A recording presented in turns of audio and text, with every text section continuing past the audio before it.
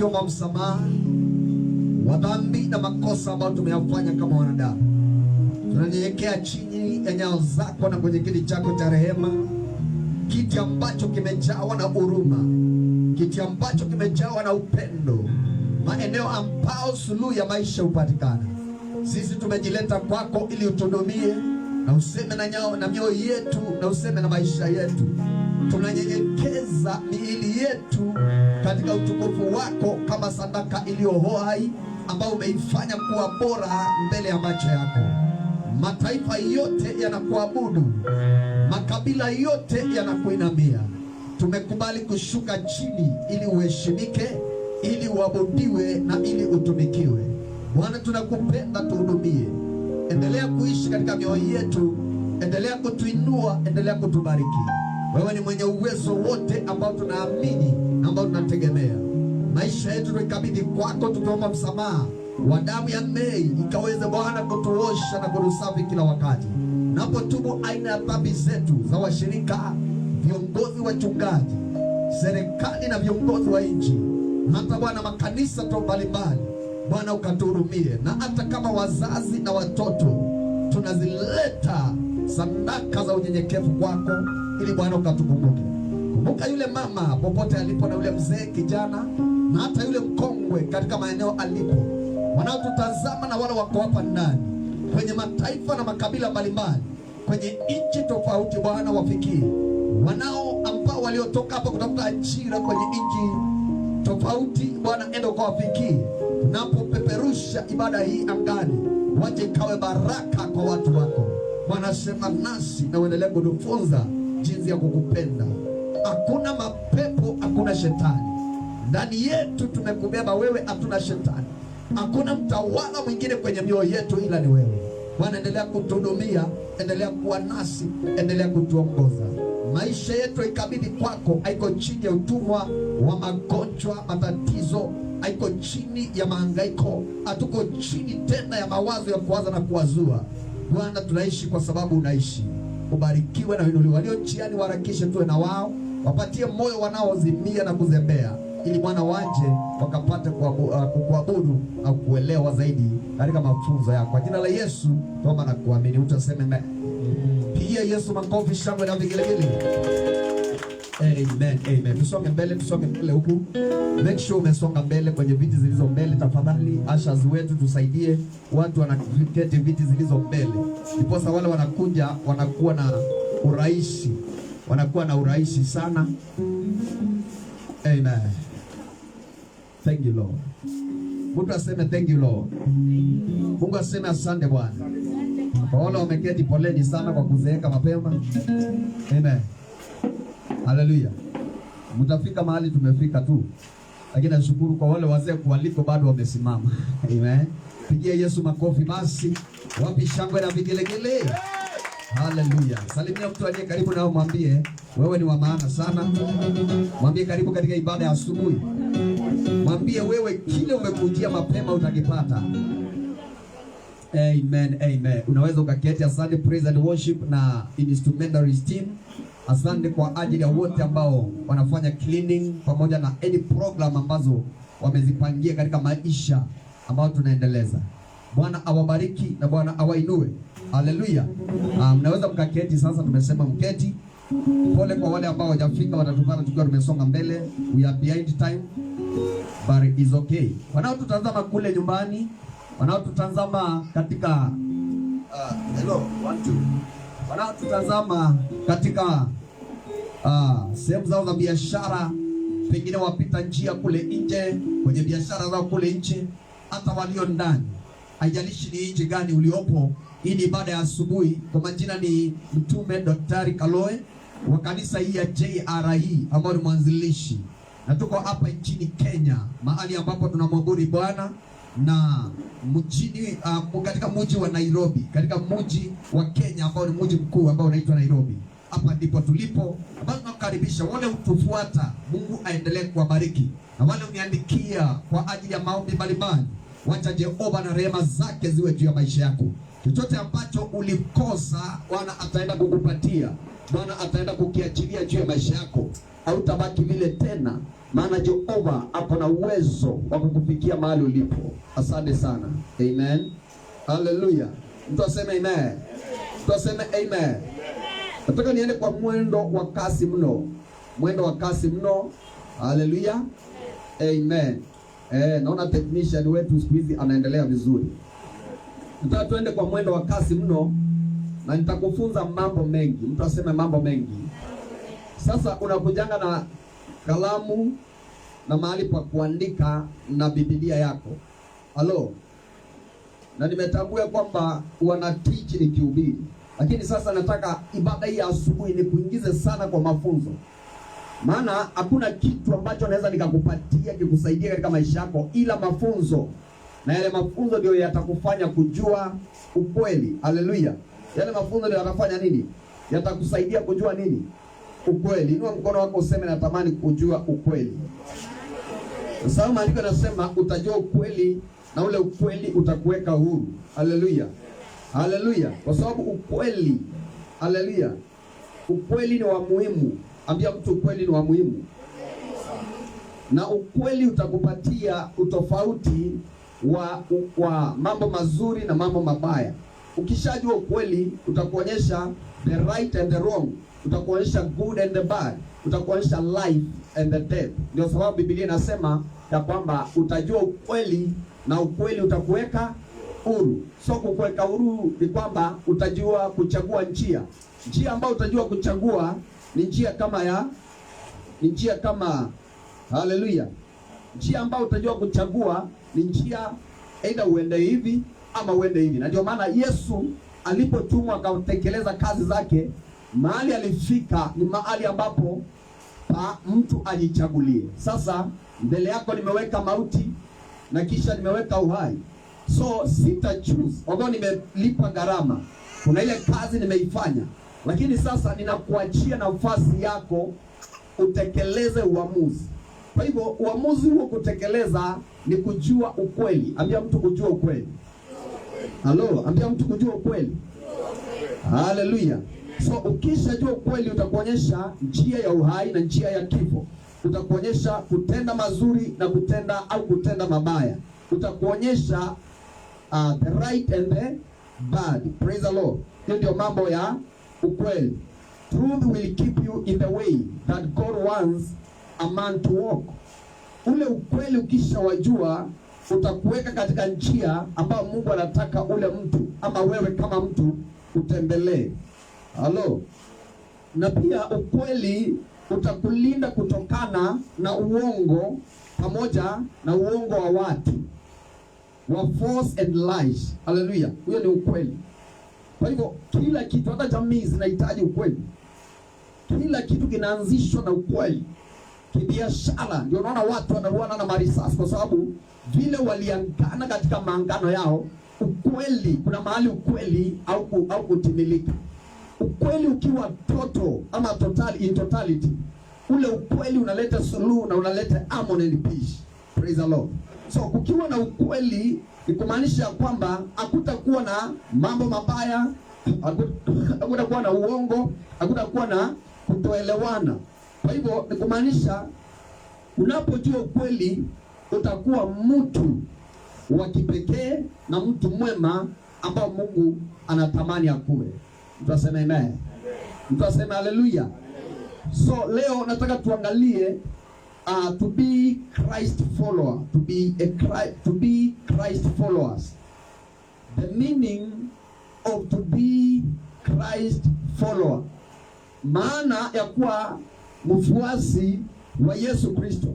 Unajua kile tuliachiwa kama wahubiri tuhubiri ni sana kuhusu Yesu Kristo. Si mambo ya magari na manyumba. Hello. Praise the Lord. Hizi ni bakshishi za kuwapatia motisha na kuwasaidia kukua ama kuwatia moyo wakati mko chini. Lakini mara nyingi unapata injili ambayo iko ni injili ya prosperity, injili ya utapona, injili ndio kupona utapona, lakini ukishajua ukweli na ukijua maana ya kufuata Yesu Kristo. Sema natamani kumjua Yesu Kristo. Halo. Kwa hiyo injili iliyobakia peke yake na misingi halisi ya maisha ya milele maana kila mtu hata watenda dhambi wanatamani kuona umilele. Lakini sasa kazi iko kwa kuwa kama Yesu Kristo. Hapo ndio shida iko. Na maana ya kuwa mfuasi wa Yesu Kristo, although Christian si neno ambalo ilitokana na Yesu Kristo, maana Yesu Kristo ndio anakuja atuletea habari zile nilikwambia za ufalme, na ili atukomboe tokana na dhambi na laana na machafuko na utawala ambao tuliokuwa tumenyang'anywa wa kifo, ambao tulikuwa tumenyang'anywa tukapewa wa kifo, tukabalishiwa uhai, tukapewa utawala wa kifo. Anaona Yesu alipokuja, basi alikuja, kile alifanya Yesu alitimiza sheria. Halo. Yesu alitenda sheria, maana alikuja wakati wa sheria. Unaposoma Mathayo utapata ya kwamba, ama hizi vitabu sana sana vitabu za gospel, utapata Yesu alikuja wakati wa sheria na alitimiza na alitenda sheria, maana alikuja wakati wa sheria. Kwa hivyo utapata sheria kutoka katika kitabu cha Agano la Kale inaendelea mpaka the fourth gospel. Utapata ya kwamba Mathayo inazungumzia mambo ya maisha ya Yesu Kristo akiwa hai, sheria bado ilikuwa inatumika na Yesu mwenyewe aliitenda. Tunasema amen. Haleluya. Maana ya kuwa mfuasi wa Yesu Kristo. So hiyo neno ya Christians ilitamkwa na Warumi ambao walikuwa na madharau ya kuona watu ambao wameacha sheria na kufuata injili ambayo imeletwa na Yesu Kristo. So wakaanza kuitwa Christians.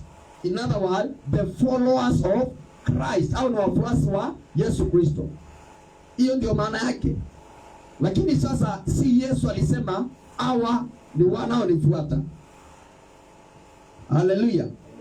So ukiangalia, one of the greatest challenges we face as Christ followers is to have lifestyle that matches our confession of faith in Jesus Christ. Praise the Lord. One of the greatest challenges we face as Christ followers is to have lifestyle that match our confession of faith in Jesus Christ. Hallelujah. Yani mojawapo ya changamoto kama wafuasi wa Yesu Kristo tunapata ni maisha ambao tunastahili kuyafanya, ama maisha ambao tunaishi ambao yanafaa kufanana na imani yetu, ama kukiri kwetu kwa imani ya Yesu Kristo. Hello. Praise the Lord. So utapata ya kwamba yale maisha ambao tunaishi yana changamoto zake mingi. Kunao changamoto mingi ambao tunapitia ambazo zinatukera ama zinatufanya tusifanane na Yesu Kristo. Ama vile ambavyo tunatamka tunasema sisi ni wafuasi wa Yesu Kristo, kunakuwa na question. Hello. Kunakuwa na nini? Kunakuwa na question. Hello. Praise the Lord. Hallelujah. Kunakuwa na question kama kweli tumefanya nini? Amen. Amen. Amen. Sijui natumia gani hapa. Amen. Hallelujah. Ndio unapata ya kwamba kujua, yani yale maisha ambayo tunatumia kuyaelewa vizuri, ndiposa tuweze kukaa kama Yesu Kristo. Unapata kunazo changamoto mingi ambazo zinatukumba, na zinapotukumba unapata kulingana na imani ambayo tuko nayo na ile confession ambayo tuko nayo ya kwamba sisi ni wafuasi wa Yesu Kristo inadifa. Lakini unapata ni changamoto tu za maisha. Jesus said that those who follow him should bear good fruits. Hallelujah. Yesu akasema wale watakao kubali kunifuata, maana kile nimeleta hakikuwepo. Lakini sasa kama kuna wale, sasa hapo ni by choice. Ambia mtu it is by choice. So ametuachia free will ya choice. Ndio naona nasema baada ya kufanya na kutekeleza kazi zangu zote, kama kuna wale ambao wangependa, wale ambao wameamua kunifuata, lazima wale watu wazae matunda. Praise the Lord. They must what? Bear fruit. Number 2, they must act. Hallelujah. Like him. lazima watende kama alivyotenda. Yesu akasema, kama mtaniamini mtatenda makubwa kuliko yale nimetenda. Kwa sababu gani? Kwa sababu sasa nitaishi ndani yenu, ni mimi nitakuwa nikitenda ndani yenu. Hello. Praise the Lord. Kumbuka tunafunzana kuhusu maana ya kuwa mfuasi wa Yesu Kristo. Haleluya. So Yesu akasema, kama utatamani kunifuata, in other words, nitazame. Hello. Ni tazame. Kama alivyoinuliwa nyoka wa shaba kule jangwani na Musa, hivyo ndivyo mwana wa Adamu ameinuliwa. Kwa nini ameinuliwa pale juu? Ili maana mtu anaenda akiangalia mbele, na pale juu ndio pana msaada. Ndiposa unapoanguka chini na uangalie juu, unaona msaada, maana mtu aliye chini huwa anatamani kwenda juu. Praise the Lord. Hallelujah. So anasema ya kwamba atakaye, hata imani anasema aliyeanzisha kazi njema ndani yako ataikamilisha. Baadaye anasema ya kwamba mtazamieni Yesu Kristo. Haleluya. Inueni macho yenu mtazame nani? Yesu Kristo. So anasema ya kwamba watakaotaka kunifuata lazima wazae nini? Matunda mazuri. Haya tutaangalia sasa hivi. Alafu pia watende kama mimi. Sasa hatufanani na mtu mwingine, hatufanani na Muhammad, hatufanani na Buddha, hatufanani na mchungaji. Hata Paulo asema ya kwamba kuweni kama mimi, anasema nifuateni maana kuna yule nafuata. Sikia, yeye anasema ndio nifuateni, lakini kule ninawaelekeza ndio mnastahili kuona zaidi. Tutasema amen. Haleluya. Praise the Lord. Kule ninaona ndio mnastahili kufanya nini? Kuangalia. Kwa hivyo lengo la mchungaji, wengine wanasema kondoo wangu, kanisa langu. Kanisa si letu, ni la Yesu Kristo. Kondoo, wafuasi hawa si wafuasi wangu, ni wafuasi wa Yesu Kristo. So lakini wananifuata, niwe mfano mwema kwao, waniige, wanifuate, ili niwaonyeshe vile nilivyo ninafanana na yule aliyeniita. Praise the Lord. Hallelujah.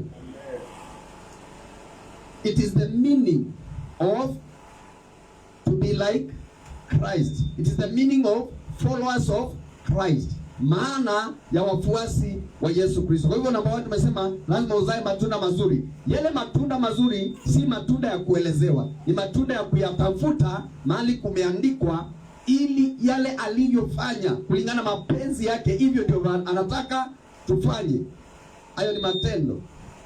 Na tuzae matunda. Kumbuka Yesu alipokuta miti akasema, hii miti akitafuta akisi njaa, akasema anatafuta matunda. Katika Agano Jipya akasema, basi mti usiyezaa matunda hauna maana ya kuishi. Alipotamka yale maneno, ule mti ulikauka. Praise the Lord. Ule mti ulifanya nini? Ulikauka. Number 2, acting like him. Number 3 is to do good deeds. Sasa tukisha mfuata, tuzae matunda, tufanye kama alivyofanya, na tena kuna matendo aliyoyafanya. Kuna vitu zilikuwa zinachipuka, yale matunda mazuri yalikuwa yanachipua vitu mbalimbali juu ya maisha ya watu, anaguza maisha ya watu, anafikia watu, anakuwa na compassion, kufanya matendo mazuri. Kwa hivyo kuna matendo, ambia mtu kuna matendo mazuri na matendo mabaya. Praise the Lord.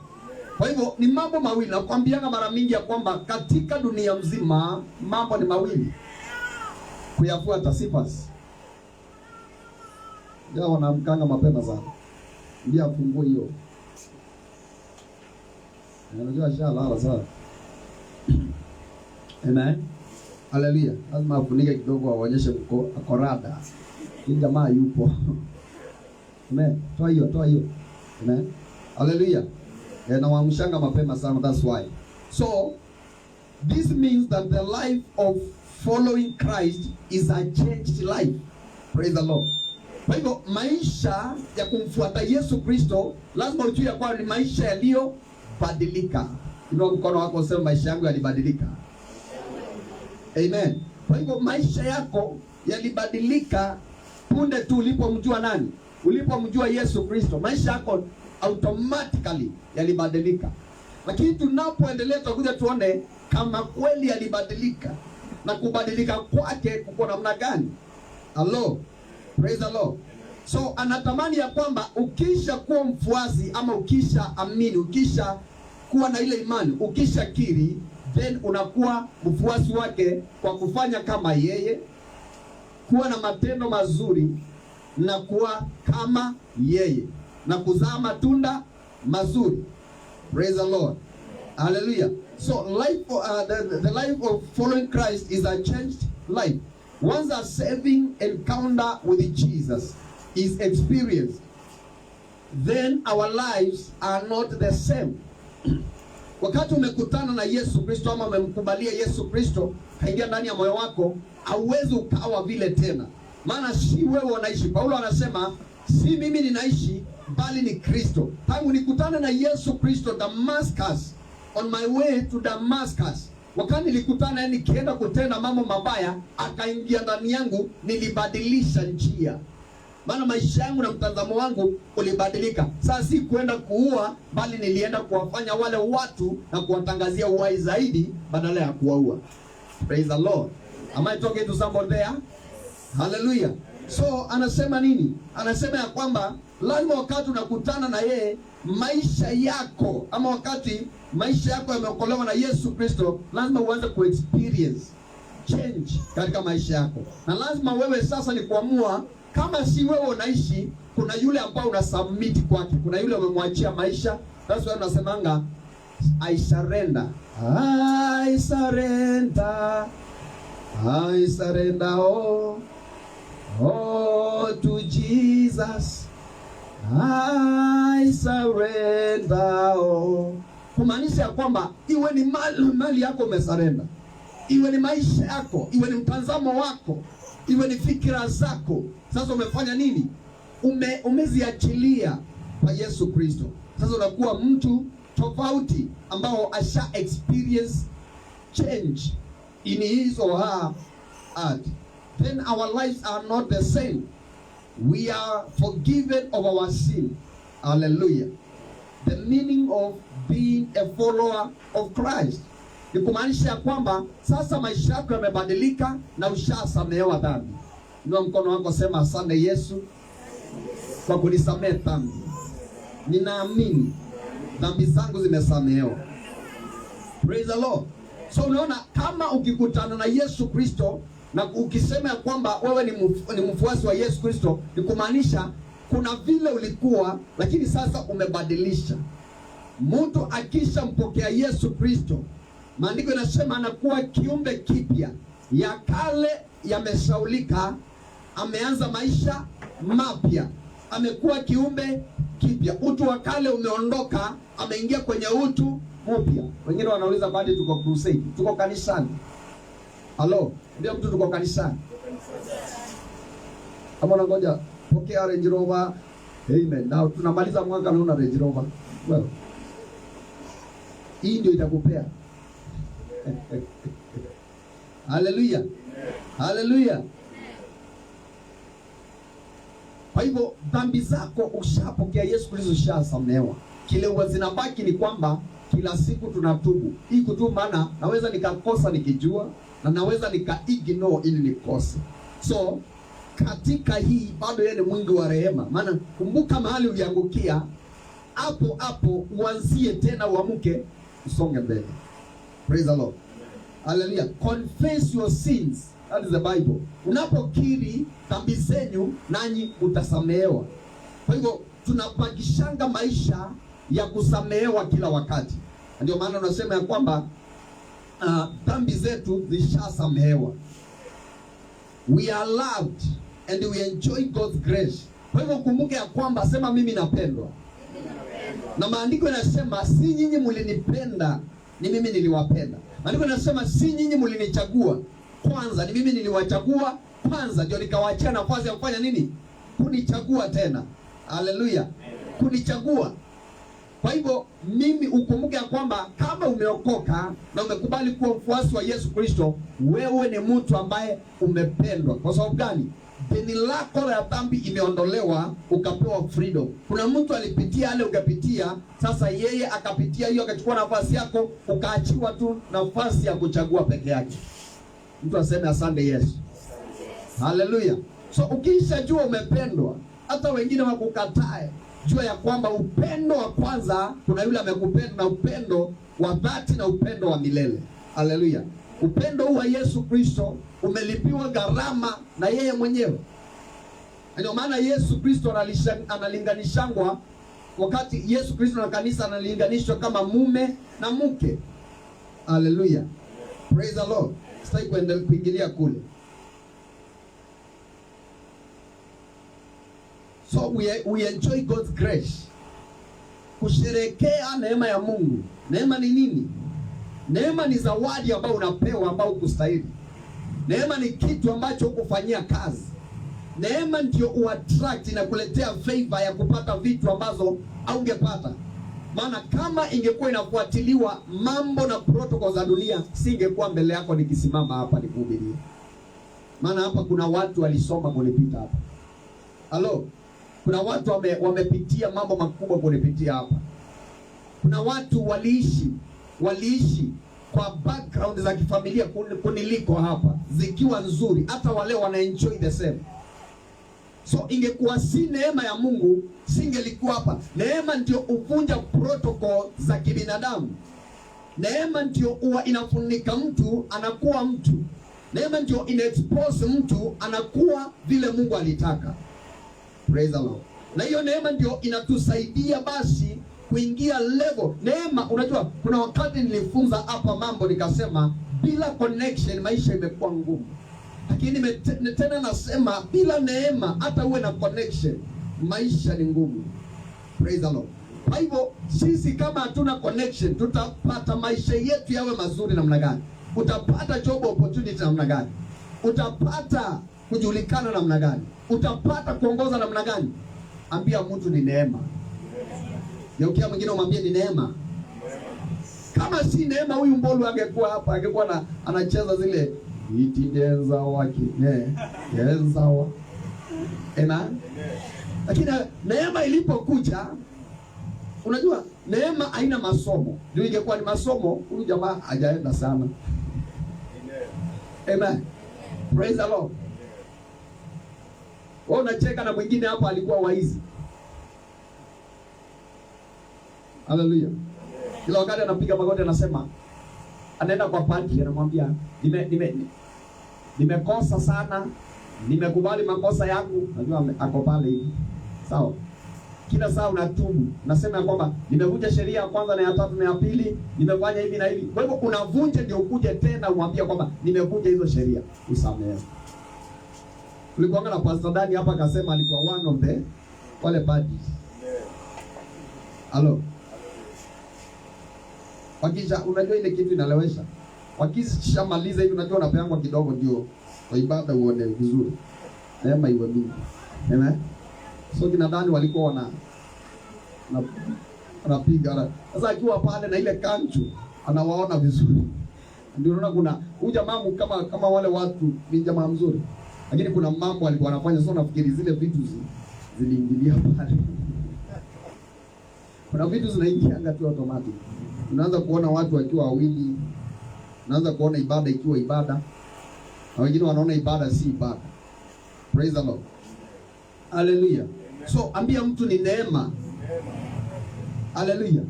Na hiyo neema kama hauna, ndio unaona kuna watu wengine hapa ambao sitaki kuwataja hapa, wengine walikuwa walikuwa youth leaders. Na bado mtu bado yuko anasema mimi usinitoe youth leaders jaoa bado. Sababu kuna kitu anaangalia yeye, mtu kuna vitu, yeye mtu wa kutupa mahindi. Yako anaona youth ndio kuna utamu, ndio kuna sherehe. Praise the Lord. So yuko tu hapo. Nasema tafadhali apostle, usinitoe kwa youth. Wacha tu niendelee kukaa hapa, maana youth nafikiria ni mtu akifikisha miaka 60. Hii bado. Lakini ameoa, hataki kukubali, anakubali ameoa lakini bado yeye ni mwanari. Na tena hataki kutolewa cheo cha wanarika. Kwa sababu gani? Anataka kuwa na sei. Maana ako na Roho Mtaka vyote. Praise the Lord. Ako tu hapo na ni kama hayuko. Hallelujah. So kama si neema na uikubali ile neema, hauwezi ukatoka kwa vitu kama zile. So ukijua kwamba umependwa na ule amekupenda hajakupenda bure. Ambia mtu hujapendwa bure. Ukipendwa, kama wewe ni mke ukipendwa na bwanako, lazima uendelee kulimia ile upendo, ndiposa ule upendo uweze kuishi milele. Lakini kama utapendwa kama upendeki, what will happen? Praise the Lord. The same to the husband, to the wife. Hello. Hallelujah. But we also are given the Holy Spirit to live within us. Somebody say, I live with the Holy Spirit.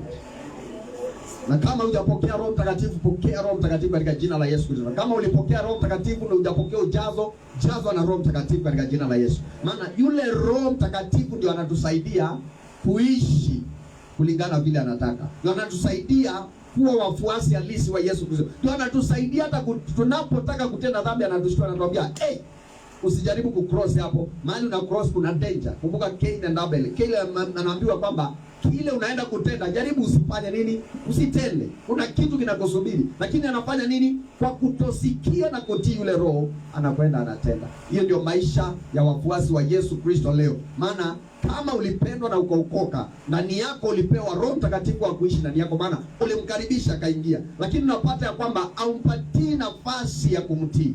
Haumpatii masikio. Halo. Hallelujah. Praise the Lord.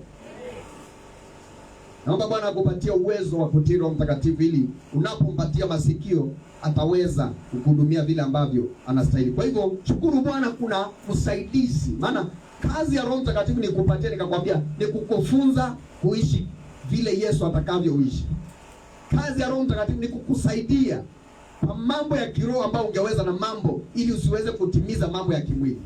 Kazi ya Roho ni kukueleza kazi ya Yesu Kristo aliyoitenda. Kazi ya Roho Mtakatifu ni kukutia moyo katika maisha ambayo unapitia, ndipo uweze kutimiza yale yanayokuja.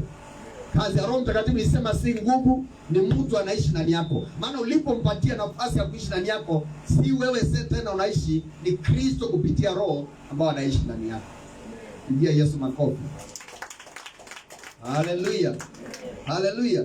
So ukitaka kuenjoy that grace, maana hiyo grace tunaenjoy. Wale ambao wanajua corona tangu ikuje, nimekutana na watu wenye mali ambao wamefurishika, nimekutana na watu ambao walipenda vilabu, nimekutana na watu ambao wanapitia consequences ya kile ambacho hawakujua kinaweza ikakuja, lakini sisi tunaishi kwa neema. Hakuna payslip ambao tunapokea baadhi yetu hapa, lakini tunaishi kwa neema. Maisha si mbaya hata ukitaka kuniambia. Maana unavaa, unakula, unarembeka, yani hauja change, hauja parara. Angalia kama kuna mtu ameparara. Ukiona ameparara ujue ni mafuta hajajipaka, lakini neema anaendelea kuisherehekea. So angalia mtu uso. Ule amekunja uso, unajua ameumbwa hivyo, usiseme ameparara. Na mtu ameumbwa hivi hata akikuangalia unaweza ongopa. Na mwingine akikuangalia unasongesha kibeti, lakini yeye ameumbwa si mwizi. Halo. Yeye si mwizi. Lakini kuna mtu akikuangalia hivi unaongopa. Lakini yeye ni maumbile yake. Praise the Lord. Neema ndio tunaishi kwayo. Na mkono wako sema neema inizidi. Hallelujah. Sema kwa sauti, neema inizidi. Neema inizidi. Amen. So tunaye Roho Mtakatifu. So that now we have a new power to live a life that honors God. Praise the Lord. Kwa sababu ndiposa tuwe kwa hivyo saa hiyo kuishi na Roho Mtakatifu, tunaye nguvu mpya ambazo zinatusaidia kumheshimu Mungu. Praise the Lord. Ambazo zinatusaidia kuwa wafuasi wa Yesu Kristo. Ndio mkono wako sema niko na nguvu mpya. Kwa hizo nguvu zikusaidie. Kwa hizo nguvu natangaza zikusaidie kumjua Yesu Kristo zaidi. More and more. Kwa hizo nguvu natangaza uendelee kumjua Yesu na kumheshimu Mungu. Hallelujah. Maana hauwezi ukashinda dhambi, ni uongo. Uwezi ukashinda dhambi peke yako. Hauwezi. Tunaona mtu pale mwanzo akimsaidia Mungu kazi. Ni kina nani wanamsaidia Mungu kazi? Ni watu wangapi tunaona wakiwasaidia Mungu kazi? Hata usiende kwa Adam, tuanzie kwa Ibrahim. Ibrahim anamsaidia Mungu kazi namna gani? kwa nguvu zake. Anasema Mungu amechelewa sana, na kuna vile nilikuwa nataka. Mke wake anamwambia, maana mwanaume yeye ameumbwa wa kupenda, na mwanaume pia ukimwambia ni hapa atakubali tu. So anaambiwa si mjakazi ndio huyu ndio kipande ka kijana. Anasema sawa, maana yeye ukimpatia opportunity yako ako ready. Amen. Praise the Lord. So akamsaidia Mungu, akaharakisha kumsaidia Mungu. Praise the Lord.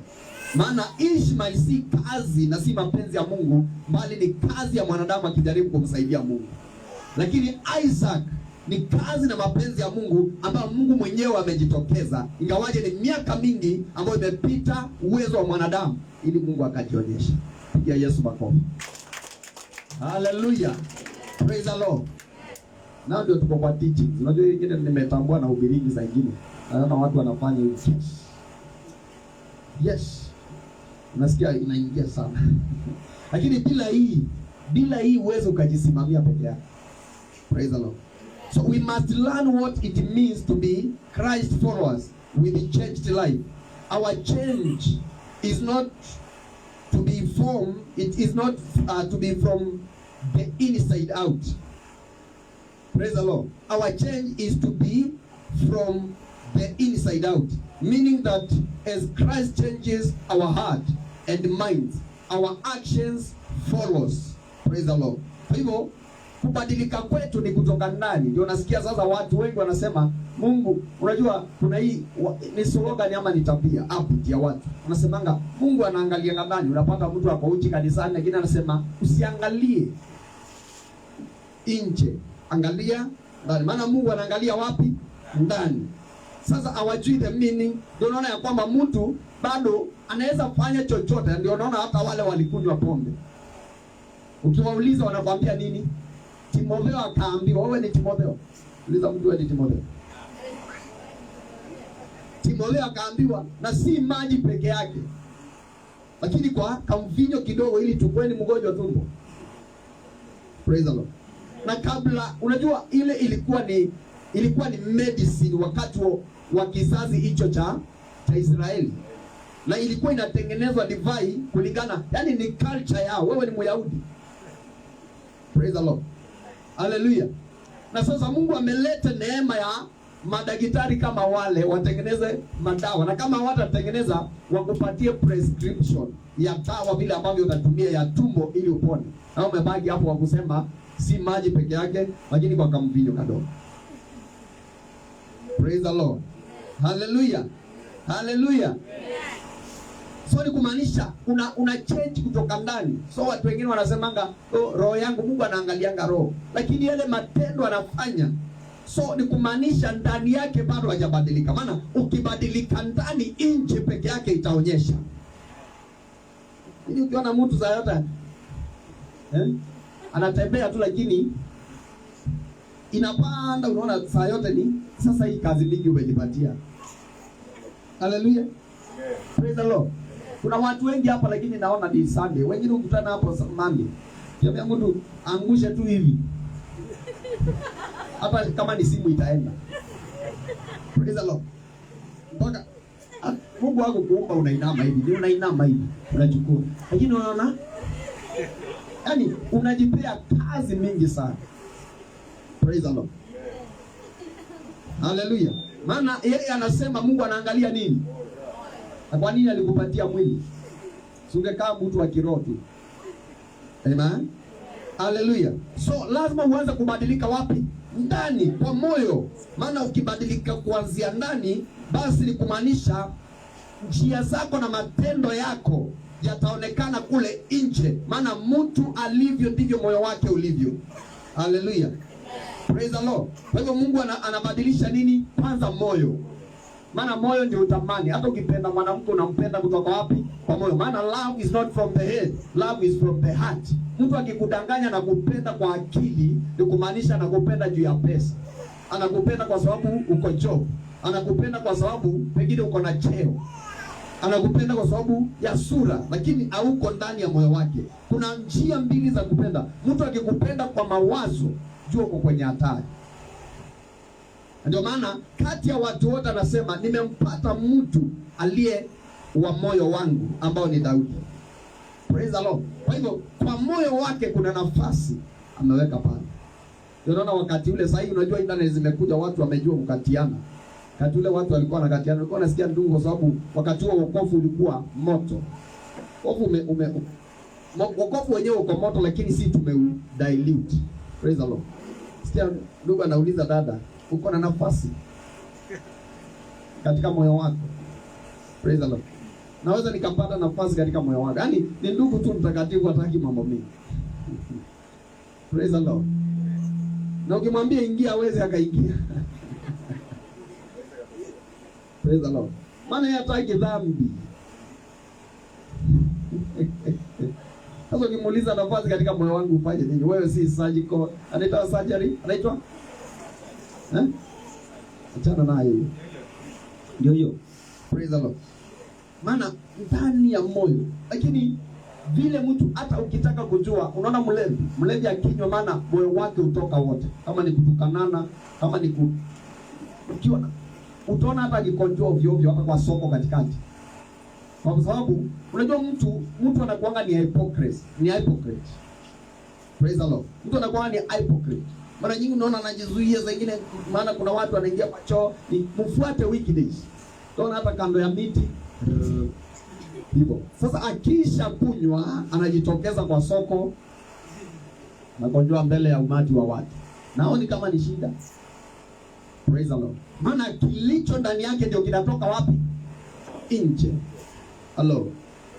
Praise the Lord. Kwa hivyo unapomjua Yesu Kristo na ukimwamini na ukimkubali, ni kumaanisha lazima kuwe na mabadiliko. Na yale mabadiliko yanaanzia kutoka kwa moyo, na Yesu Kristo ndiye anakusaidia kuyabadilisha kutoka kwa moyo, na pia anabadilisha mawazo. Maana unapenda kwa moyo na mtazamo, sasa moyo unatuma kwa mtazamo. So mtazamo wako unaanza kuona vitu tofauti. Kama kuna vitu ambazo ulikuwa unaweka kwa akili. Maana moyo ukikubali na utume kwa akili, akili ndio inaamua kile utafanya. Then sasa moyo unapobadilika, unatumia hiyo signal kwa akili ya kwamba tushabadilika sasa, sio vile tulikuwa tunaenda, sasa tubadilishe njia tuende mahali pengine. Siku nyingine nikakwambia hayo mabadiliko yanaitwa nini? Metanoia. Nakumbuka? Hallelujah. Metanoia, which means you are changing direction. You are changing your direction from this side to another side. Praise the Lord. Kumaanisha si kubadilisha tu, yani si kubadilika tu kufeel sorry to what you did. No. Nisha change na nimechange. Maana mtu akisha kuwa kiumbe kipya, maisha yake yamebadilika. Ya kale yote yamesaulika na amehesabika kuwa mwana katika ufalme wa Jehova. Praise the Lord. Pigia Yesu makofi. Hallelujah. So, ni nini hufanyika wakati changes za moyo zinafanyika na moyo? Our actions follows. Hallelujah. Utaona tu mtu alikuwa saa nyingine kama kuna mama tunaoleangwa kwa familia inakuwa ituli. Lakini kakikutana na Yesu Kristo kale kama mama, unapata ni kamutu tofauti. Yaani kulikuwa na mafarakano, watu akikuja mahali watu wananyamaza. Sasa unapata yeye ametulia. Kuna watu kiperepere sana, akikuja hapo anajua kila kitu. Sio hivyo mlikuwa mnasema, nimesikia nikiwa jikoni. So anakuja analeta zake kasuku, hajaulizwa na mtu. So inabidi watu wote, pengine walikuwa watu kama 20, wananyamaza. Sasa yeye anafikiria ndio mwerevu, lakini watu wanamuona akiwa mjinga. Wanamwachia kiwanja apayuke. Hata kuna wanaume kama hao, anapayuka tu, yeye kazi yake ni kupayuka. Yaani anasikia. Na kuna watu hata ukimwambia kitu anauliza, yani anasikia ni atakutana na mbolu wapi ama ni nani, mtu yeyote tu aeleze zile vitu. Praise the Lord. Hallelujah. Are you getting it? Praise the Lord. So utapata action zako automatically zinaanza kubadilika. Watu walikujua kama mwizi, lakini watu wameona kweli hata wakiacha wanakutry. Kuna followers wa Yesu Kristo hapa, hata ukiacha hizi microphone hapa vibaya, utapata zimeenda. Na kuna Wakristo nao akikukopa kitu hawezi akakurudishia. Kuna wafuasi wa Yesu Kristo akikuomba hata kama amekuomba kiwi hawezi akakurudishia. Praise the Lord. Akikuomba kitabu asome na wewe ukumalizana nao na hujampatia, imekuwa hivyo. Brother, nimeona muujiza. Praise the Lord. Hallelujah. Huyo mtu yani yeye Kuna watu hawawezi wakaiba, na wanasemanga hawawezi wakaiba kwa sababu hawajaona kitu ya kuiba. Kuna watu hawawezi wakafanya immorality kwa sababu hawajaikatiwa. Kuna watu hawawezi wakafanya ngono kwa sababu gani? Hawajawahi kuwa seduced. Naongea na wachungaji pia. Mtu hajawahi kuja kwa ofisi yako akwambie maneno ama mambo ibadilike, akuzeguze mawaya uone. Mimi siwezi, ni mtakatifu, lakini ni mtu bado hajabadilika ndani yake. Matendo yake yatatokea. Praise the Lord. Hallelujah. Ndio nasikianga kuna mtu ukimkanyanga hata mwambie pole, anakuuliza pole ni dawa. Pole inaponyesha. Na huyo mtu ameokoka. Alikuwa ana expect umulipe. Praise the Lord. Anasema kuna wakati nafika tunaweka Yesu kando, tunadeal na situation, then tunamchukua Yesu, tunamvaa tena, tunaondoka na safari. Hao ndio nazungumza nao. Nikisema lazima ukubali. Uelewe wewe kama Mkristo, unajitanga Mkristo, ni Mkristo wa aina gani? Haleluya. Je, mawazo yako yamebadilika? Moyo wako umebadilika? Then hautahitaji kutuambia, ambia mtu hutahitaji kutueleza. Ndio unasikia huyu ni pastor lakini yeye pastor wake tuna question. Sikujaisikia hivyo. Wangapi washaisikia hivyo? Huyu mama ameokoka, mama kameokoka, na imbanga nyimbo hapa vizuri. Anasema ameokoka lakini siangekaa kama unasikia kuna mtu mwingine matendo yake inaonekana hata asemangi ameokoka. Maana kusema kwako sana akusaidie mtu. Wacha matendo yako yaridhirike. Pigia Yesu makofi. Hallelujah. Praise the Lord. Without having our hearts touched and mind transformed. Kwa hivyo Yesu anaguza moyo. Ndio unasikia injili kihubiriwa, unaguzwa kwenye moyo. Then unaenda pale una confess, unakubali ya kwamba mawazo yangu nimekubali sasa kutoka leo iwe iko transformed, iwe changed.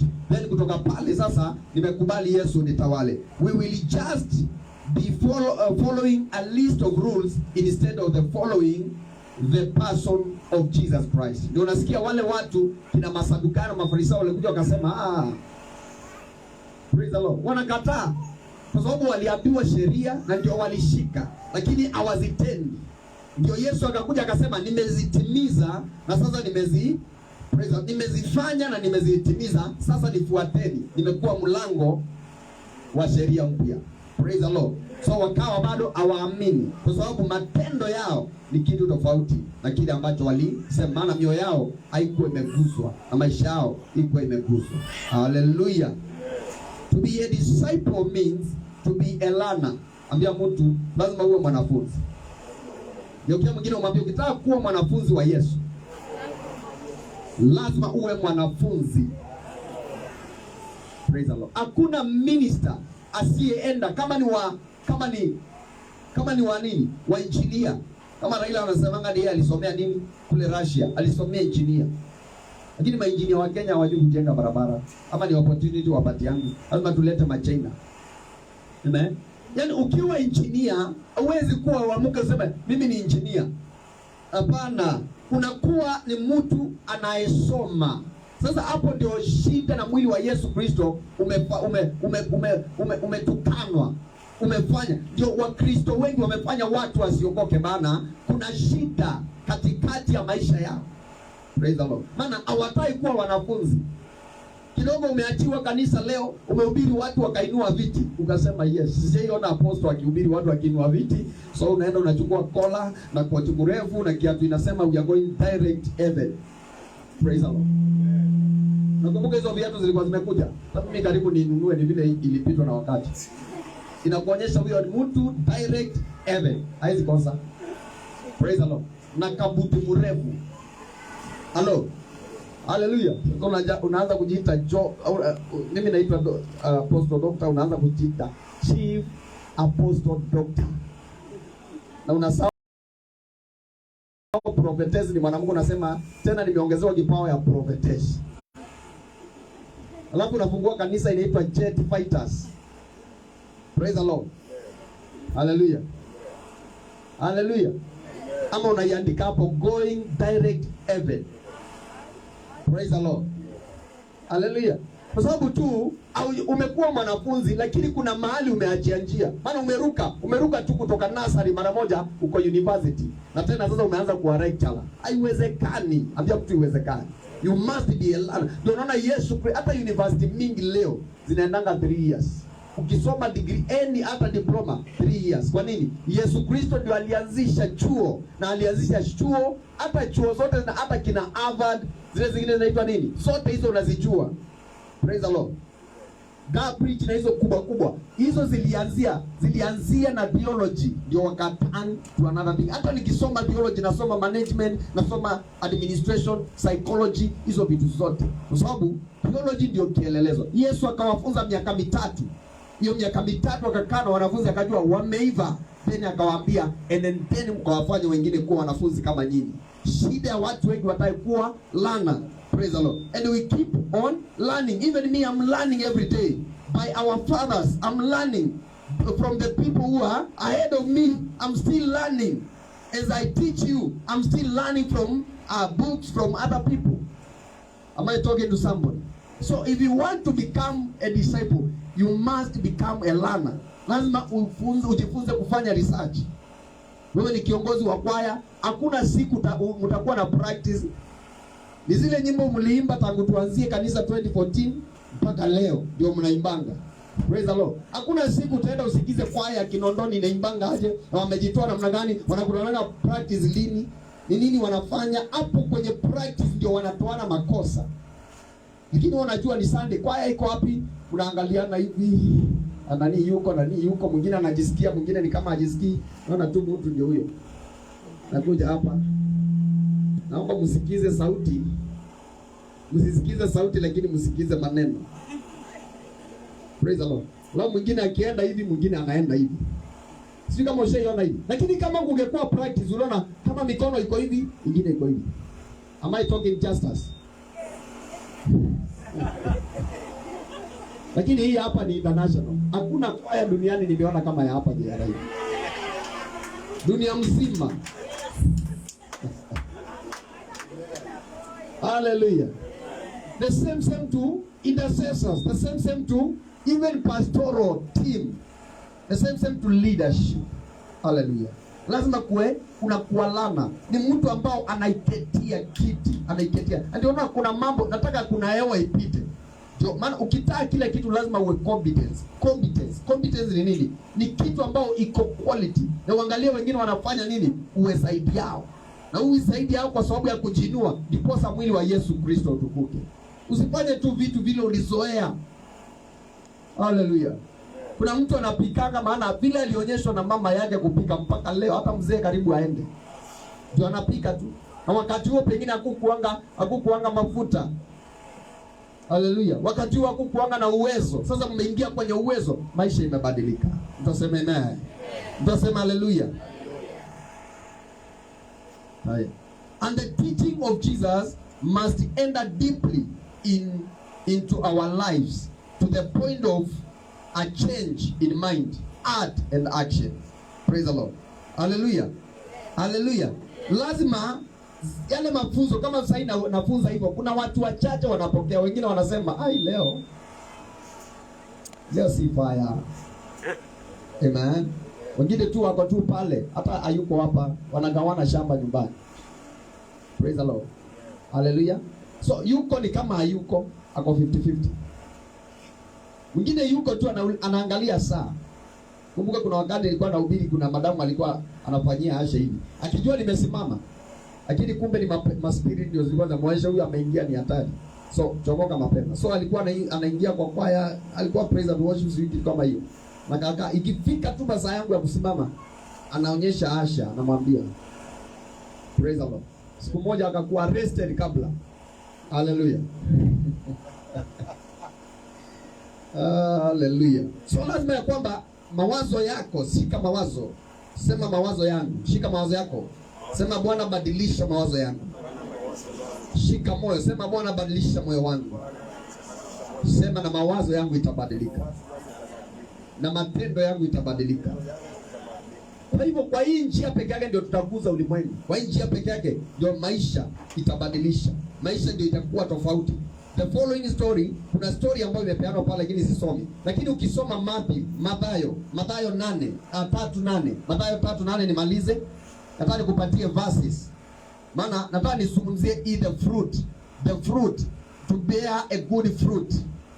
If already you are claiming that you are a follower of Christ, the meaning, there must be a meaning. And we have talked about the fruit, to bear a good fruit, to be like him, to act like him, to do good deeds. Hallelujah. Kufanya mambo mazuri. Kwa hivyo Mathayo 3:8 inasema, therefore bear fruits worthy of repentance. Hallelujah. Ukishabadilishwa moyo na mawazo na uanze kukaa kama Yesu Kristo, kila wakati utazaa matunda ambao yanafanana na kutubu dhambi. Kwa hivyo kutubu kwako dhambi haitakuwa ni shida, utakuwa unajielewa na kutubu dhambi, na kuna matunda peke yake yatatokea. Praise the Lord. Unaposoma Matthew 3:7, praise the Lord. Ama wacha tuende Matthew 7, Matthew 7:14. Hiyo andika tu utajisomea. Matthew 7:14 inasema, because narrow is the gate. Hallelujah. Kumbuka ya kwamba mlango wa kuingilia mbinguni ni mwembamba sana. Ambia mtu, mlango wa kuingilia mbinguni ni mwembamba sana. Sio vile unaona ya kwamba ati unaweza bebana na vitu na uingie nazo. Unaweza bebana na utajiri wa dunia na uingie nao. Hapana, kumbuka ule mlango ni mwembamba sana. Ndio sababu Mathayo anatuambia kwamba, and difficult is the way which leads to life. Anasema ya kwamba ingawaje ule mlango ni mwembamba sana, ukumbuke nayo maisha, matatizo ndio njia na mlango wa maisha. Praise the Lord. Lakini wewe ukiokoka, uliambiwa wokovu ni tambarale kwa Yesu, tambarale tambalale kwa Yesu, tambalale. Si kweli? Ulihubiriwa hivyo. So unapata kwamba unapopata matatizo unasahau matatizo ndio mlango wa maisha. Hallelujah. Matatizo ndio yanakutengenezea njia ya kuishi vizuri. Na ukiishi vizuri bado na matatizo, hujaishikia watu wana kile unatafuta lakini wana matatizo chungu nzima. Hujaipata nyumba ambao kweli unatamani ungesema ningepata hii nyumba, lakini bibi na bwana waelewani. Watoto ni wavutaji bangi. Hujaiona nyumba kama hii, unapata ungependa kuendesha gari kama mtu fulani, lakini akikwambia anapigana na kanza, hauwezi tamani maisha yake tena.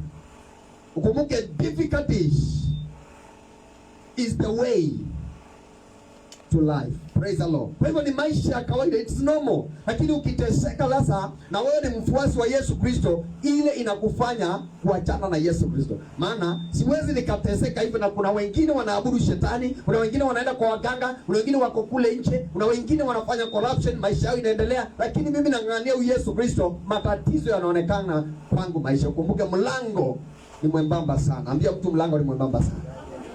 Kama uliamini kuwa mfuasi wa Yesu ni kuvumilia na kusonga mbele. Hallelujah. Hallelujah. And a few who find it. Hallelujah. Ni wachache tu ambao, ingawaje juu ya hii maisha na kung'ang'ana, ni wachache watapata ule mlango. Ni wachache watautafuta ule mlango, kwa sababu kuna kung'ang'ana sana, kuna kupigana sana, kuna kuingia kwenye ule mlango ndio wengi wanataka, lakini wachache ambao wataweza kuutafuta, wataweza kulocate licha ya matatizo na mahangaiko. Ni wachache ambao ndio wengi wanataka. Na haleluya, ni wengi wameitwa, lakini wachache wameteuliwa. Mlango kuingilia itakuwa ni vingumu sana. Ndio unaona ya kwamba kile kitatupatia kuwa mtihani wa kupita ni yale maisha tutakayopitia, ingawaje ni mazito, lakini tutautafuta ule mlango. And you will know them by their fruits. Hallelujah. Ukitaka kuwajua wale wachungaji, ukitaka kuwajua wale wafuasi wa Yesu Kristo, si kwa mdomo yao, lakini kwa matunda wanaozaa. Hallelujah. Hallelujah. Hallelujah. Hallelujah. Matunda ambao wanaozaa. Ninatangaza kwa jina la Yesu, JRI Ministries International, kutokea watu watakayezaa matunda ambayo inampendeza Yesu Kristo, ya mambo mazuri, ndiposa watu endelee kuokoka na kumpokea Yesu Kristo. Mtu aseme amen. Hallelujah. So ukitaka kujua fake pastor, utamjua kwa matendo. Ukitaka kujua mtu anayejidai ameokoka, matendo yake peke yake, vile anavaa, vile anatembea, vile ana reason, vile anabeba watu, hiyo peke yake itakuonyesha yeye ni nani katika ufalme wa Jehova. Hallelujah. Hallelujah. Kwa hivyo usiniambie ulikoniwa na kanyari. Si kanyari, wale mapasta fake. Usiniambie kwa sababu ulijua. Praise the Lord. Kwa matendo yake, kila anasema kama kiko kwenye Biblia, ushachukua kile kitu kalinganisha neno la Jehova, hiyo ndio takwambia. Wale wengine walisema mdomo weka namna hii ili muujiza ufanyike. Nashukuru Mungu hapa, hata ule nishaiwacha hapa hajaifeki muujiza. Ni mmoja tu alikuwa anajaribu kusukuma watu sana waanguke. Alikuwa anafikiri kuanguka ni muujiza. Praise the Lord. Hello. Ni mmoja tu, lakini baadaye alilalana akakimbia. Amen. Maana alikuwa na desire kubwa kufanya kazi ya Mungu, lakini sio kwa njia hiyo. Haleluya. Maana kuangusha watu, hiyo si neno. Hiyo si muujiza. Ndio na wengine wanaenda anaambia muende weka namna hii. Si kama mlionanga hiyo story. Ilikuwa 1960. Mlikuwa mmezaliwa? Wangapi walikuwa hapa 1960? Wakati huo TV zilikuanga zile za mchele. Hii ya Mungu. Amen. Haleluya. Sababu akili yake na mawazo yake iko namna hiyo. Matunda yake tu pekee yake inatuonyesha yeye ni nani. Ukisoma tena Mathayo 21:43 inasema, therefore I say to you, the kingdom of God will be taken from you and given to a nation bearing the fruits of it. That is Matthew 21:43. Anasema Yesu Kristo anasema ya kwamba pia nawaambia. Sasa ukumbuke Yesu Kristo amekuja wakati wa sheria na ameitenda ile sheria ili akaweze kuitimiza. Na ndio anaambia wana wa Israeli ya kwamba mkumbuke ya kwamba ufalme wa Mungu utachukuliwa kutoka kwenu, maana mlipewa na Mungu na mkaweka maangano lakini hamjautimiza. Na pia utapewa wale ambao watakuwa wamezaa matunda yanayofanana na ule ufalme. Inua mkono wako, sema ninaomba kila siku ili nizae matunda yanayofanana na ufalme wa Jehova. Praise the Lord. Ukisoma Matthew 3:8 ambao tulikuwa tumesoma, lakini ndio hiyo inasema hivi, therefore bear fruits worthy of repentance and do not begin to say to yourself, we have Abraham as our father, for I say to you that God is able to raise up children to Abraham from this nation, this stone. Praise the Lord, these stones. So anawaambia wana wa Israeli ya kwamba wasiseme, unajua walikuwa wanajikamba sana na baba yao Ibrahim, wanasema sisi ni uzao wa Ibrahim. Unajua ni kama kingship. Ukizaliwa kuwa kwa king ujue ya kwamba utakuwa princess ama utakuwa prince. Sawa sawa. So inaingia automatic. Hello.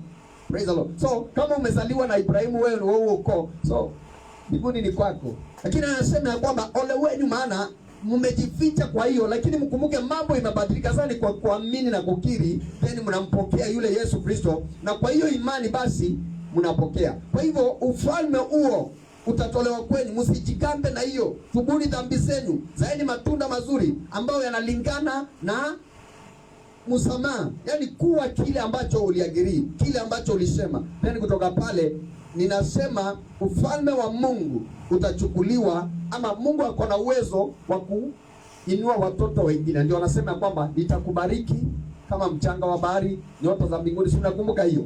Alimwambia hivyo. So akasema na mataifa yatakuinamia.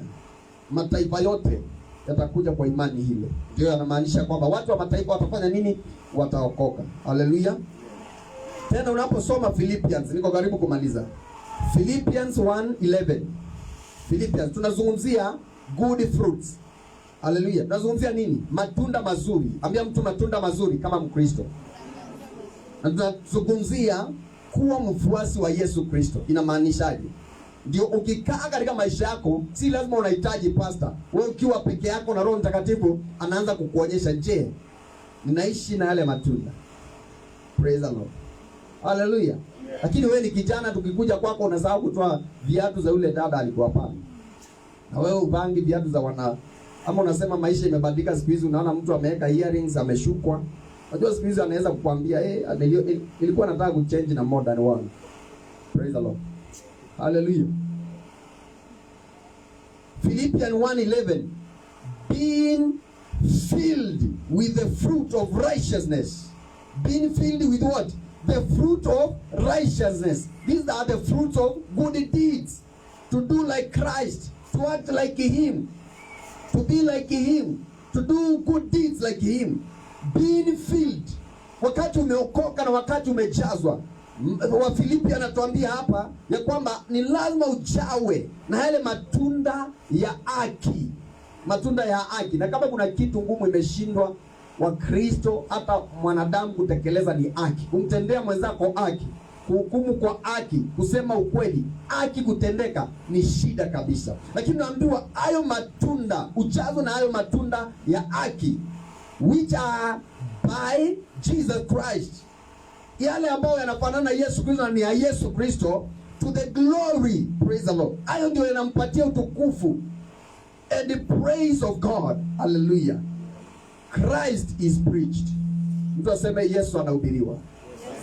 Inua mkono wako, sema Yesu anahubiriwa. Kwa hivyo mhubiri ambao unanitazama, the chief apostle unanitazama, the bishop or the bishop, no matter the kind of the level that you are, remember we are preaching Jesus. We are not preaching people. We are preaching Christ. We are not preaching prosperity. We are preaching Christ. We are not preaching ethics, unethics, immoral. We are not preaching money. We are preaching Christ. Praise the Lord. Kwa hivyo tuliachiwa kazi gani? Kuhubiri Yesu Kristo peke yake. Hata kumbuka mara mingi nakwambia, hata ukiambiaga watu Yesu anaponya, Yesu anaokoa, Yesu anabadilisha, hivyo tu miaka yako yote wewe ni heri kuliko ile mtu amepoteza maelfu ya watu. That is Matthew 5:19. Tunasema amen. Tunasema hallelujah. Tunasema hallelujah. So Christ is preached. Yesu Kristo anahubiriwa aje? Anahubiriwa kwa wewe kujawa na matunda ya haki, na pia kwako wewe pia ambao ni matunda ya haki ya Yesu Kristo, ambayo yanamletea utukufu na ambao yanamletea sifa kwa Mungu Baba yake. Na pia Yesu anahubiriwa. Sema nitahubiri Yesu. Wacha kuhubiri watu, hubiri Yesu. Ambia mtu hubiri Yesu. Wacha kuhubiri watu, hata kama hao fake prophet unawajua, achana na wao. Hubiri Yesu. Wacha wewe si wao uliwaita. Wengine waliitwa na baba wao shetani, wacha wahubiri shetani. Praise the Lord. Maandiko nasema wacha nini? Ngano na zifanye nini? Mbuzi na kondoo zikuwe pamoja. Ngano na nini? Kiswahili ni ngumu, na nini? Zikuwe nini pamoja? Na mimba zikuwe pamoja. Ndio magugu, mimba ndio hiyo. Praise the Lord.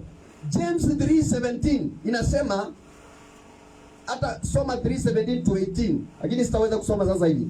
But the wisdom that is from above is first pure. Praise the Lord. Holiness, when we talk about holiness, wakati tunatazungumzia utakatifu, it is the wisdom of God. Jesus Christ is the wisdom of God. Yeye ndio hekima ya Mungu na yeye ndio mtakatifu. Anasema that wisdom which is above, it is first pure. So if you are the follower of Christ, you need to be holy. Praise the Lord. You need to be pure, then visible. Hallelujah. And gentle. These are the fruits of the Holy Spirit. Ani matunda ya Roho Mtakatifu. Ani matunda ambao unastahili kuzaa. Lazima uwe mtu mpole. Gentle ni mtu mpole, mtu wa amani. Lakini nimekuambia hapa tukitoka, kuna watu wapendi amani. Kuna mtu akiingia mahali, amani inapotea. Kuna mtu akiingia kanisa, amani inapotea. Kama hiyo miaka tumepitia shida mingi sana. Watu walikosesha amani. Na mimi nikanyamaza tu, si kupigana na mtu. Nilijua na nikanyamaza. Praise the Lord. Walileta furugu, walikutana kwa barabara wanaongea hii. Na hakuna mtu ana benefit from anything.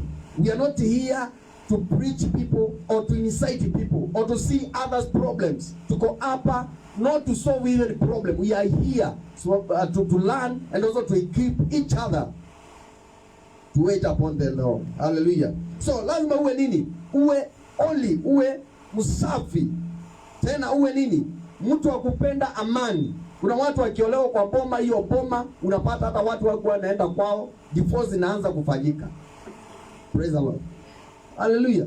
Kuna mtu akijua uko na relationship, anaanza kufuata yule mtu hata hamtaki, kusudi tu anataka kusiwe na amani katika ile relationship. Anamwambia mambo. Anamwambia kuna picha nilipiga huyo jamaa unajidai naye, ama huyo demu unajidai. Kuna picha anaitafuta, anasema ni kama nilidentiwa na watu hii. Hapana. Yaani anatafuta tu kusiwe na amani. Kuna viongozi katika nchi ya Kenya hawatakangi amani, hata wakati tunatangaza amani hawataki amani. Hata ni wa mstari wa kwanza kwa wanasema tunataka amani, lakini hawataki amani. Ni wa kumwaga damu.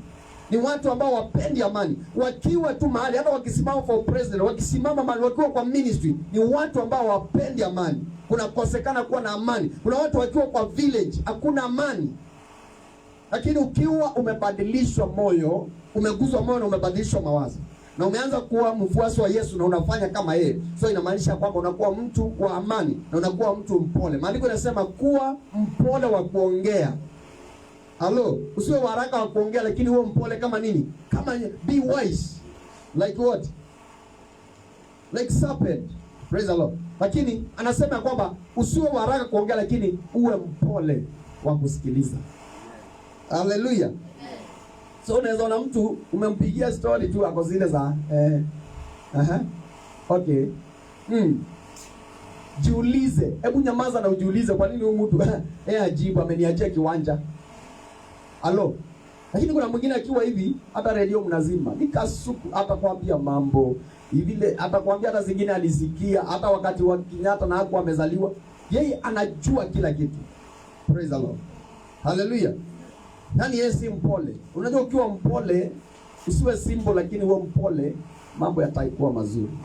Willing to yield. Uwe na moyo wa yani mtu anayetaka kuzaa. Sema nitazaa matunda. Yani wacha chemichemi zitoke kwako. Hallelujah. Wacha mambo mazuri, maneno mazuri yatoke kwako, maneno ya msaada yatoke kwako. Full of mercy. What is mercy? Hallelujah. Mwingi wa rehema. Umefananisha viwete wote wa Nairobi ukasema ni biashara. Siku na mwingine utaona tu useme hata kama ni biashara, wacha tu niguzwe nitoe. Praise the Lord. Wacha tu nihurumie huyu mtoto hata kama wazazi wake wanipendi. Hata kama tulitukana, hata kama waliniita mchawi. Praise the Lord. Hallelujah. Kuwa na mwingi wa rehema. Hallelujah. Hii ni matunda matunda ya nini? Ya mfuasi wa Yesu Kristo. And the good fruits. Hallelujah. Kuwa na hayo matunda mazuri wakati unapenda watu. Hello. Siku moja nikawapatia mfano, niliketi kwa matatu. Kuna mama amekuja. Kumbe mahali ameketi hapa, nilimpata hapo. Jua imemulika. Unajua kwa hizi matatu za town usipojua jua inaendanga namna gani, wakati imesimama stage utajua. Wakati gari imeanza kumove na mwende mpate jam, ndio jua sasa inakugonga vizuri. So kuna watu wanajua. So nilipokuja mimi nikaketi, kumbe ameketi hapa na mtoto. Hello. So mtoto analia, tulipofika jam nikaona mtoto analia, akili ikakuja haraka, kumbe wanachomeka na jua. Nikamuita yeye akakaa hapo. Mazee hiyo jua ilikuwa inanichoma tu kama nimevumilia. Hello. Maana nataka kuwa na matunda mazuri. Hello. Praise the Lord. Inanichoma tu nao kitambo tupige South B, nasikia kushuka. Lakini kishuka bado sitakuwa nikuvumilia. Sisi nikaona mwingine amebeba mtoto kwa sababu gari imeshika chuma na ameshika, kamwambia keti hapa. Kumbe ni mtu ananijua yeye, akaniambia yeye mtumishi, asante. Lakini akaketi kwa sababu akona mtoto. Lakini sasa angekuwa pale anasema na huyu mtumishi huyu ako tu pale. Sema ndio na tunaambiwa tuheshimu mafuta lakini praise the Lord. Hallelujah. Hallelujah. Amen. Without partiality. Wangapi wameona hiyo? Partiality ni kupendelea. Hata hiyo ni James. Huyu James ndio anasema mambo ya partiality. Amen. Amen. Wangapi umeona wanapendelea? Hata mchungaji anapendelea huyu na ajui ni kamchawi fulani, lakini amekaweka kuwa ndio kamesimamia wazee kwa sababu kanatoa nini? Chapa. Huyu mzee siku hizi bila anabariki mchungaji, nimempatia overall ya wazee wote. Ametangaza hapa without argument. Praise the Lord. Jamaa ukijua ako na mabibi 10. Amen. Lakini hizo hajaangalia, ameangalia nini? Mfuko. Kumbe mfuko umetoboka ule. Angalia uzito. Praise the Lord. Hallelujah. Partiality. So ukiwa kama Yesu Kristo utakuwa na hiyo partiality. Hallelujah. Hautakuwa unapendelea, unaangalia mtu kulingana vile alivyo, amevaa kiatu gani, kama hii ya Justus iko sawa kiatu. Na viatu mbili nimeona hapa, kuna ya Justus na kuna ya Cyrus na gani nyingine. Hizo ndio nimeona kwa saa hii. Wengine utaangalia jioni. Ukiona tu praise the Lord unasema jamani, kama ama mtu atoe ushuhuda hapa aseme aliongezewa mshahara. Unamwambia, unamuita, unamwambia nataka kuona kwa ofisi. Nafikiri unaweza simamia mambo ya ujenzi kanisani. Partiality. Uangalie mtu na uwezo wake, unamwangalia na uwezo wa kiimani. Praise the Lord. Haleluya. Unaangalia mtu hivi, unampatia kitu, unaambia we, amka, pea yule kitu. Praise the Lord. Haleluya. Partiality. So, kuna watu wanapendelea wengine sana. Anapendelea. Yaani yeye anapendelea na ameokoka. So hiyo tunaambiwa hapana. Lazima tusiwe na hiyo partiality. Haleluya. Without hypocrisy. Sasa ile kitu inaua kabisa hii yote ni hypocrite. Uliza mtu, are you hypocrite? Oh, si amekwambia si yes ndio? Si hata mimi nakubali. So, hao ndio wamejaa makanisani. Praise the Lord. Ikiape ni uchelewe upitie kwa inange, unapata huyo si ni kama nani. Lakini juu wewe utaki kuangalia vizuri, kumbe ni yeye.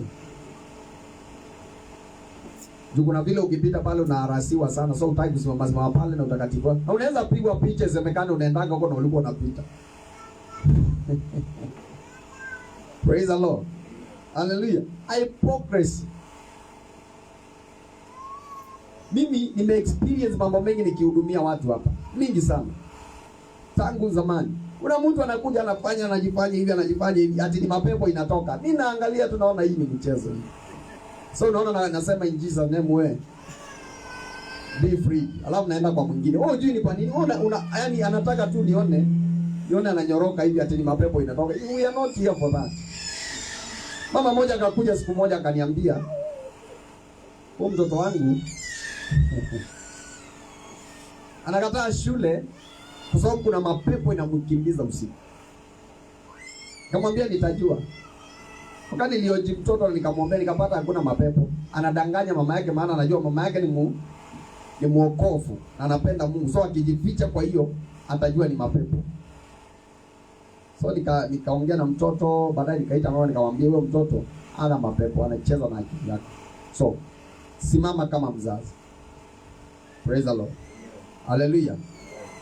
Amen. So hii injili nimeionea mambo hii. Niona watu hata wengine waliniambia tanipima suti. Pigia na simu yake. Credit ni yake utadu. Unavanga West ya namba ngapi? Amen. Hypocrisy. Hii ndio inatuua. Hypocrisy. Unasikia tutatoa ya mo. Unangoja unasikia ibada itaisha lini, waita watu naambia na hii mambo ya mo mtu wako nyumbani kwa yani wewe umeanza kupanda magugu. Wacha na ule anataka kutoa, toe. Kama utaki kutoa, wacha. Praise the Lord. Amen. Wako hapa ndio nazungumza ni huko nje. Yani wanasikia. Praise the Lord. My hypocrisy. Anakuambia mchungaji tuko na wewe.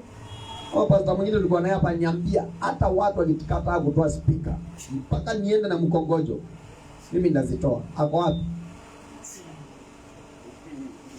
Praise the Lord. Mpaka leo ako wapi? My hypocrisy. Wamejificha. Ndio watakupiga kule nje na bado mko naona kwambia apostle mimi nasikia Mungu kinibariki, lakini akienda nje anauliza yuko tu. Tumemzoea nini anatuambianga sasa? Wastage of time. Lakini ukikutana na kwambia mimi nakufuria kofia. Mungu amekuinua mazee. Mazee uko juu na kwambia wewe ukijua vile unatubarikingi. Yaani unatuguza moyo mpaka tunasikia ni kama iko na shimo. Chungana na hao watu. Lakini kuna mwingine atakwambia ni good faith. Amen. My hypocrisy. Na hypocrisy ni spirit mbaya kabisa katika maisha ya mtu. Kuna wengine wakati waliona corona walisema sasa ule mtume akae na mashida yake. Na kuna wale walikuwa wananitumia unga. Yeye ana uwezo, lazima alete kaunga. Lazima ajue niko nasikia credit imeingia. Anakuja amebeba, nasikia odi, nasikia tumekuja. Lakini wengine walikuwa wanakula zangu. Praise the Lord. Hallelujah. Achana na hiyo maana inakukwaza. Ephesians 5:9. For the fruit of the Spirit is in all goodness. You cannot tell us that you have the spirit of goodness, the spirit of the Holy Spirit, the spirit of Jesus, because the spirit of the Holy Spirit is the spirit of Jesus. And you cannot tell us that you have that spirit and you cannot do good, because it is based on all goodness. That is Ephesians 5:9. Praise the Lord. Goodness, righteousness and the truth. Sinikwambia mambo ya truth. Praise the Lord.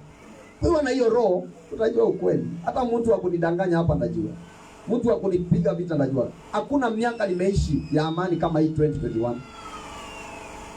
Hata 2020 kidogo tu pale mwanzo ndio kulikuwa na shida. Kutoka hapo nimeishi na amani. Watu hawakunielewa wakajua I'm not depending on the ministry. Hawakujua kwamba I'm not here for what I can gain. I am here to preach. I'm here to deliver what the Lord has imparted unto me. So wengine wakaanza kuona magari inaendesha, wengine wakaanza kuona vitu niko hawajui the source. Wengine wakawa mtu akigongwa na gari mimi anapiga, mwingine akishikwa ni mimi, na mimi tunafanya in good faith na nawasaidia tu. So wakaona ni haki yao. Praise the Lord. Baadaye wakanitupia mateke, wakaniambia sandi hapo na mateke. Praise the Lord. Lakini walidhani ya kwamba watakuwa mbele yangu, lakini niko mbele yao.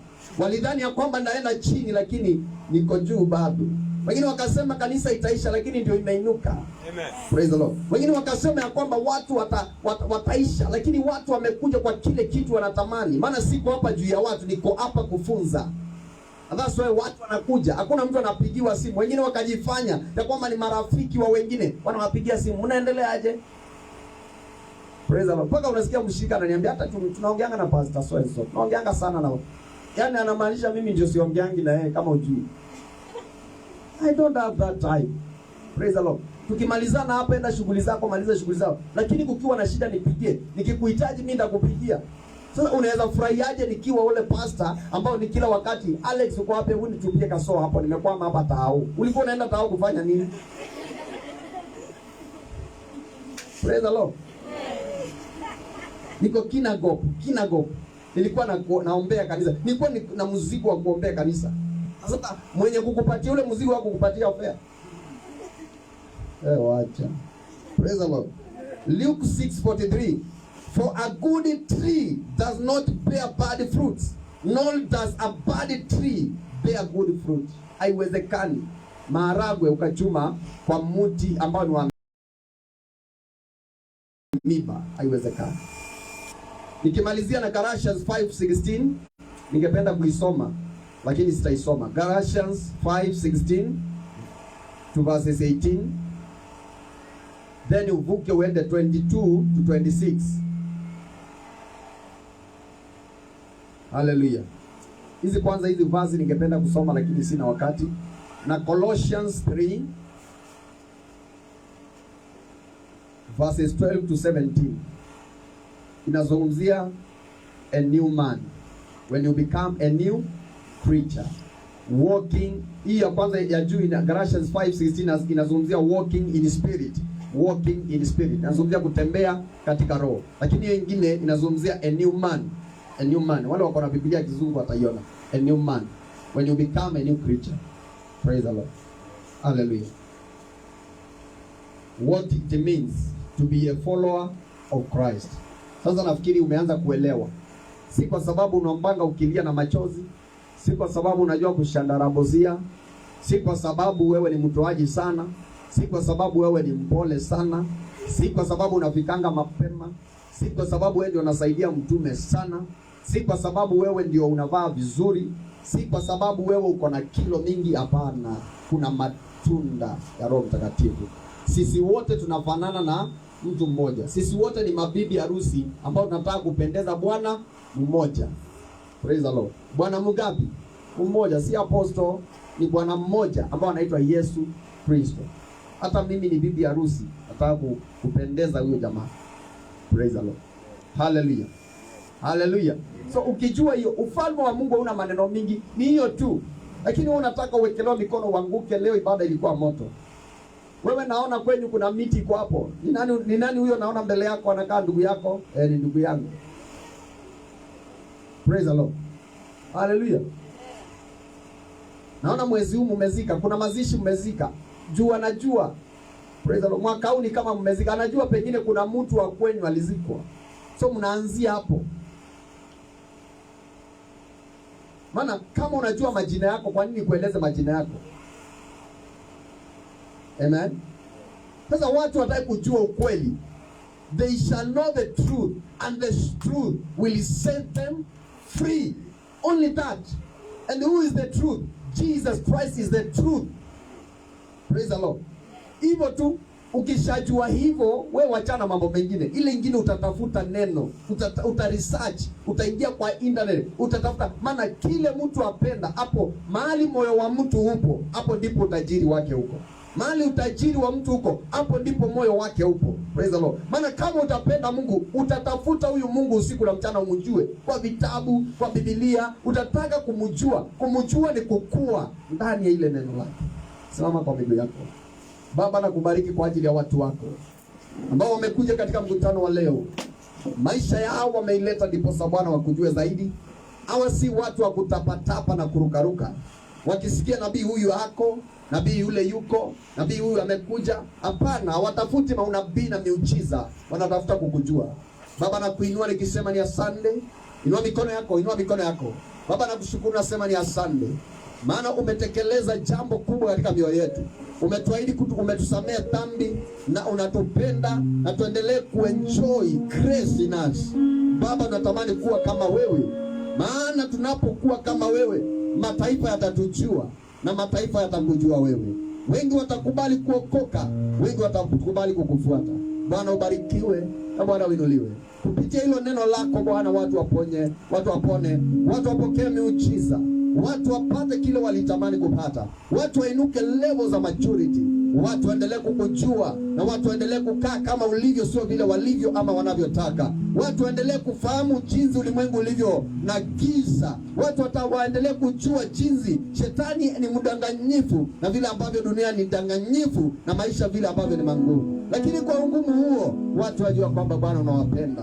Wajua kwamba kuna nguvu mpya umeweka ndani yao, na kupitia ile nguvu mpya maisha yao haitakuwa vile tena. Maisha yao itabarikiwa na wewe, katika jina la Yesu Kristo. Nashuka chini, Baba uinuliwe. Nashuka chini, Baba uinuliwe. Nashuka chini, Baba uinuliwe. Nashuka chini, Baba uinuliwe.